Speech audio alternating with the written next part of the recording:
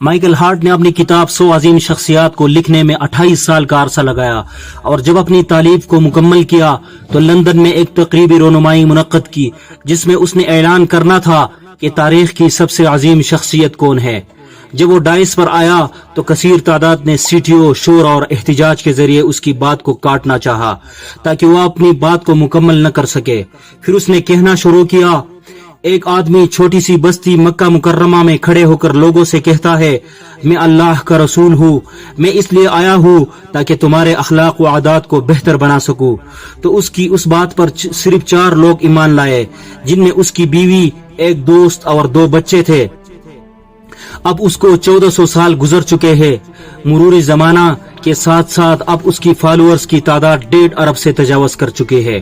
اور ہر آنے والے دن میں اس کے فالوورز میں اضافہ ہوتا جا رہا ہے، اور یہ ممکن نہیں ہے کہ وہ شخص جھوٹا ہے، کیونکہ 1400 سال جھوٹ کا زندہ رہنا محال ہے، اور کسی کے لیے یہ بھی ممکن نہیں ہے کہ وہ 1.5 ارب لوگوں کو دھوکہ دے سکے۔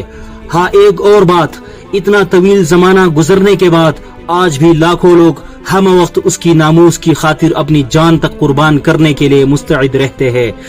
کیا ہے کوئی ایسا مسیحا یا یہودی جو اپنے نبی کی ناموس کی خاطر حتیٰ کہ اپنے رب کی خاطر جان قربان کرے؟